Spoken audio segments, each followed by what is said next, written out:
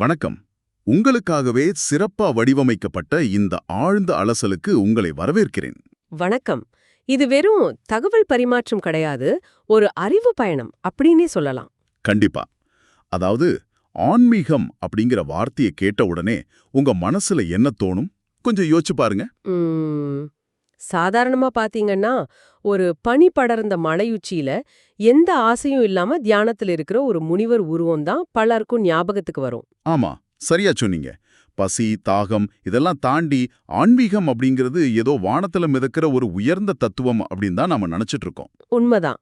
உடலோட தேவைகளை எல்லாம் ஆன்மீகத்துக்கு எதிரான ஒன்னா பாக்குறது தான் நம்ம வழக்கம். ஆனா எப்பவாவது ஒரு மனுஷனோட மிக கொடிய ஒரு தரைமட்டமான இயலாமைக்கும் பிரபஞ்சத்தோட உச்சகட்ட கருணைக்கும் நடுவுல ஒரு நேரடி தொடர்பு இருக்குன்னு நீங்க கற்பனை செஞ்சு பார்த்திருக்கீங்களா?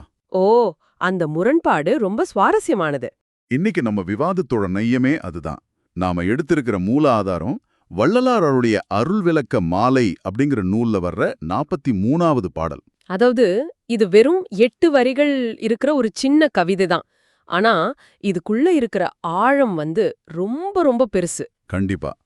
இந்த ஒரு சின்ன பாடல் ஆன்மீகம் பத்தின நம்மளோட அத்தனை கற்பிதங்களையும் சம்மட்டியால அடிச்சு உடைக்க போகுது. சரி, இத கொஞ்சம் விரிவாக பாப்போம். பாப்போம்.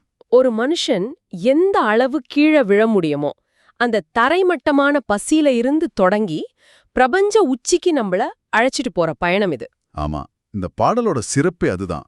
ஒரு தனிமனிதனோட அதீத சோர்வுல ஆரம்பிச்சு பிரபஞ்ச அளவிலான ஒரு மாபெரும் நடனத்துல போய் முடியுது. அடா, ஆரம்பமே இவ்வளவு பிரம்மாண்டமா இருக்கே. இங்கதான் விஷயம் ரொம்ப சுவாரஸ்யமாகுது. முதல் 2 வரிகளை பாருங்களேன். சொல்லுங்க. தெற்றியிலே நான் பசித்து படுத்திழைத்த தருணம், திரு அமுதோர் திருக்கரத்தே திகழ்வள்ளத்தெழுத்தே. இதுதான் அந்த வரிகள். அதாவது ஒரு ஆன்மீகவாதி பசியால வாடி ஒரு திண்ணையில, தெற்றன்னு சொல்ற அந்த திண்ணையில மயங்கி விழுறாரு. ஆமா, பொதுவா ஆன்மீக நூல்கள் எல்லாமே ஒரு அறிவு பசி அல்லது ஆன்மீக பசி பத்தி தான் பேசும். ஆனா இங்க வள்ளலார் உணவில்லாம உடலால் பசிச்ச ஒரு சாதாரண அனுபவத்தை வெளிப்படையா சொல்றார். ரொம்ப யதார்த்தமான பதிவு அது. ஆனா எனக்கு இங்க ஒரு கேள்வி இருக்கு. ஒரு பிடிவாதமான சந்தேகவாதியா நான் இதை கேக்குறேன். கேளுங்க, தப்பில்ல. ஒருத்தர் பல நாள் சாப்பிடாம இருக்கிறாரு, உடல் சோர்வடையுது, மூளைக்கு குளுக்கோஸ் போகல, அவர் ஒரு மயக்க நிலைக்கு போறாரு. ஆமா, அறிவியல் படி அப்படிதான் நடக்கும். அந்த 2 திண்ணையில படுத்து கிடக்கும்போது அவர் கண்ணுக்கு ஒரு ஒளிரும் கிண்ணமும் அதுல இறைவனே சாப்பாடு கொடுக்கற மாதிரியும் தெரியுது. இது கடுமையான பசியால மூளை உருவாக்குற ஒரு மாயத் தோற்றம், அதாவது ஹாலுசினேஷன் அப்படின்னு கூட சொல்லலாம் இல்லையா? இத எப்படி ஒரு ஆன்மீக திறப்பா நாம எடுத்துக்க முடியும்? இது ஒரு முக்கியமான நியாயமான கேள்வி. பசியோட உச்சகட்டத்துல மனித மூளை பல விசித்திரமான மாயத் தோற்றங்களை உருவாக்கும் அப்படிங்கிறது அறிவியல் உண்மைதான். அதான் எனக்கும் அந்த சந்தேகம் வந்தது. ஆனா இதுல ரொம்ப ஆச்சரியப்பட வைக்கிற விஷயம் என்னன்னா, ஒரு மாயத் தோற்றத்துக்கும் உண்மையான ஆன்மீக திறப்புக்கும் உள்ள வித்தியாசத்தை நாம பார்க்கணும். அது எப்படி கண்டுபிடிக்கிறது? அந்த அனுபவத்துக்கு பிறகு அந்த மனிதனோட வாழ்க்கையில நடக்கிற மாற்றத்தை வச்சுதான் அளவிடணும். ஒரு மாயத் தோற்றம் உங்களை குழப்பத்துல ஆழ்த்தும், இல்லைன்னா ஒரு வெறுமையை உருவாக்கும். ஓ, முழிச்சு பார்த்ததும் ஒண்ணு இருக்காது, ஏமாற்றமா இருக்கும்.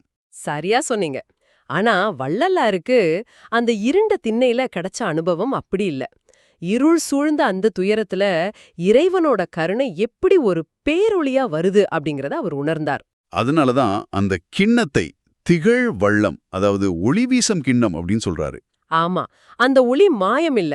ஏன்னா இந்த அனுபவத்துக்கு அப்புறம்தான் உலகத்துல எந்த ஒரு மனுஷனும் பசியால வாடக்கூடாதுன்னு வடலூர்ல சத்திய தர்மசாலையை அவர் ஆரம்பிச்சார். அடா, அப்போ அந்த பசியின் வழிதான் அவர் அப்படி ஒரு அமைப்பை உருவாக்க தூண்டிருக்கு.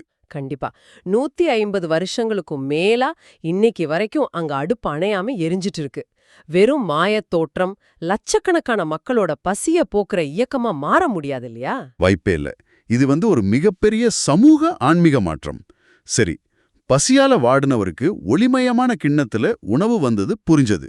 ஆனா அதை யார் கொடுத்தா, எப்படி கொடுத்தாங்க அப்படிங்கறது அடுத்த வரிகள்ல வருது. ஆமா, அந்த இடம் ரொம்ப நெகிழ்ச்சியானது. ஒற்றியிற் போய் பசித்தனையோ என்றெழுப்பி உவந்து கொடுத்தருளிய என் உயிர்க்கு நீதான் தாயே. இதான் அடுத்த வரிகள். இதை கேக்குறப்போ ஒரு சாதாரண தாய் தன் குழந்தைகிட்ட கேக்குற மாதிரி இருக்கு. எங்கேயோ திருவொற்றியூர்ல ஊர் சுத்திட்டு பசியோட கிடக்குறாயா அப்படின்னு இறைவன் கேக்குறார். ஆமா, ஒரு உரிமையான அன்பான கேள்வி அது. இறைவன் எங்கேயோ வானத்துல இருக்கிறவர் இல்ல. தான் குழந்தை பசியோட இருக்கிறத பொறுக்க முடியாம தேடி எழுப்புறார். ஆனா அவரை ஏன் இங்க ஒரு தாயா, உயிர்க்கு நிதான் தாயேன்னு அவர் உருவகப்படுத்தணும். இத ஒரு பரந்த கண்ணோட்டத்தோடு நாம இணைச்சு பார்க்கணும். நீங்க இத கேட்டுட்டு இருக்கிறப்போ உங்க வாழ்க்கையில நீங்க ரொம்ப தனிமைப்படுத்தப்பட்ட ஒரு தருணத்தை நினைச்சு பாருங்க. ஆமா, எல்லோருக்கும் அப்படி ஒரு தருணம் வந்திருக்கும். அந்த சமயத்துல உங்களுக்கு தத்துவங்களோ அறிவுரைகளோ தேவையில்ல. எந்த நிபந்தனையும் இல்லாத ஒரு தாயோட அரவணைப்பு தான் தேவைப்படும். கண்டிப்பா அன்பு மட்டும்தான் அங்க மருந்து. பொதுவா உலகத்துல உள்ள பெரும்பாலான மதங்கள் இறைவனை ஒரு அதிகார மையமா இல்ல தண்டனை கொடுப்பவரா தான் கட்டமைச்சிருக்கு. ஆமா, நாம கஷ்டப்பட்டு படியேறி போய் தான் பார்க்கணும் அப்படிங்கிற மாதிரி ஒரு பிம்பம் இருக்கு. ஆனா வள்ளலார் இந்த மொத்த கட்டமைப்பையும் தலைகீழ புரட்டி போடுறாரு. இறைவன் தூரத்துல இல்ல, தானே கீழே இறங்கி வர்றாரு. குழந்தை தூங்குனாலும் எழுப்பி சாப்பாடு கொடுக்கறாரு. அதுவும் கடமைக்காக இல்ல, உவந்து, அதாவது ரொம்ப முகமலர்ச்சியோட கொடுக்கறார். உடலுக்கு தேவையான உணவை அளிப்பது மட்டுமில்லாம உயிருக்கும் இனிமையானவரா அந்த இறைவன் இருக்கார். அதனாலதான் உயிர்க்கினிதான் தாய் அப்படின்னு சொல்றாரு. கேட்கும்போதே ரொம்ப நெகிழ்ச்சியா இருக்கு. சரி, உணவு கொடுத்த தாயோட பரிவு எப்படி அந்த மனிதனோட ஒட்டுமொத்த உளவியலையும் மாற்றுது அப்படிங்கறத நம்ம அடுத்து பார்க்கணும். கண்டிப்பா, அதுதான் ஆன்மீக பரிணாமம். அடுத்த வரிகளை பாருங்க. பற்றியன் பற்றனைத்தும் தன் அடிப்பற்றாக பரிந்தருளி என ஈன்ற பண்புடை என் தாயே. இங்க பற்று அப்படிங்கிற சொல்ல அவர் ரொம்ப ஆழமா பயன்படுத்துறாரு. ஆமா, பற்றிய பற்று பற்றாக அப்படின்னு திரும்ப திரும்ப வருது. சரி, இதற்கெல்லாம் என்னதான் அர்த்தம்? ஒருத்தருக்கு பசிக்குது, சாப்பாடு கொடுத்தா பசி தீரும். ஆமாம். பசி தீர்ந்த உடனே அவன் திரும்பவும் தன்னோட உலக ஆசைகளை நோக்கித்தானே ஓடுவான். ஆனா பசிய போக்கிய இறைவன் உடனடியா உலகப் பற்றுகளை எல்லாம் எப்படி தன் திருவடி பற்றா மாத்துறார்? இது ஒரு முக்கியமான கேள்வியை எழுப்புது. இது வெறும் உணவுதானா, இல்ல ஆன்மாவை மாத்துற ஒரு இரசவாதமா, அதாவது அல்கெமியா? இது மனித மனதோட ரொம்ப சிக்கலான ஒரு உளவியலை நமக்கு விளக்குது. பொதுவா பற்றுகளை துறக்கிறது அப்படிங்கறத நாம ஒரு பெரும் போராட்டமா தான் பாக்குறோம். ஆமா, குடும்பத்தை விட்டுட்டு காட்டுக்கு போனோம், மனசை அடக்கணும்னு நினைப்போம். அது பலவந்தமா அறுக்க முயல்ற முறை.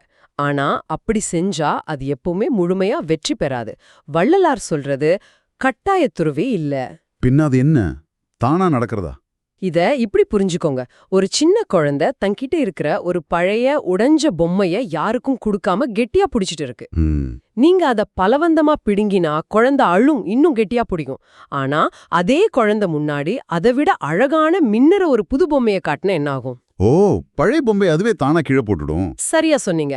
அதே மாதிரிதான் இருண்ட திண்ணையில அவர் இருந்தப்போ எந்த எதிர்பார்ப்பும் இல்லாம வந்த அந்த எல்லையற்ற அன்பையும் கருணையும் அவர் உணர்றாரு. அந்த மாபெரும் அன்பு கிடைச்சதும் அது வரைக்கும் உலகப் பொருட்கள் மேல இருந்து ஈர்ப்பு தானாவே மறைஞ்சிடுச்சு. ஆமா, அது இறைவனோட திருவடிகளை பற்றும் அன்பா மாறிடுது. உலகப் பற்றுகளை காந்த மாதிரி அந்த அன்பு ஈர்த்துக்குச்சு. அட, எவ்வளோ ஒரு அழகான விளக்கம். அதனாலதான் என ஈன்ற பண்புடை தாயே அப்படின்னு அவர் சொல்றாரா? ஆமா, பழைய ஈகோவை அழிச்சு பற்றில்லாத ஒரு புதிய ஆன்மீக பிறவிய கொடுக்கறதால அப்படி சொல்றாரு. உடலை பெற்றெடுத்த தாய் வேற, ஆன்மாவை மீண்டும் பெற்றெடுத்த இந்த தாய் வேற. ரொம்ப ஆழமான உளவியல் இது. மனிதனோட அகங்காரம் எப்படி ஒரு நொடியில உடையும் அப்படிங்கிறதுக்கு அருமையான உதாரணம். ஆமா. சரி, இதுவரைக்கும் ஒரு தாயோட மடியில இருந்த உரையாடல் இப்போ சடாரண ஒரு பிரம்மாண்டமான இடத்துக்கு மாறுது. ஒரு காஸ்மிக் தலத்துக்கு கொண்டு போறாரு. பெற்றியுள்ளார் சுற்றி நின்று போற்றமணி பொதுவில் பெரு நடஞ்சை அரசேன் பெற்று முவந்தருளே. இதுதான் அந்த கடைசி வரிகள். ஒரு சாதாரண திண்ணையில பசியோட தொடங்கின பயணம் இப்போ பெரும் ஞானிகள் பெற்றியுள்ளார்னு சொல்றவங்க சுற்றி நின்னு போற்ற ஒரு மணிமண்டபத்துல நிக்குது. ஆமா, பிரபஞ்ச நடனம் புரியும் அரசனோட முன்னாடி நிக்குது. தாயா சோறு ஊட்டின அதே தெய்வம்தான் எல்லையெல்லா பிரபஞ்சத்தை ஆளும் நடன அரசன் அப்படிங்கறத அவர் உணர்ற அந்த தருணம் சிலிர்ப்பா இருக்கு. இது ஒரு வியக்கசைக்கும் மாற்றம்.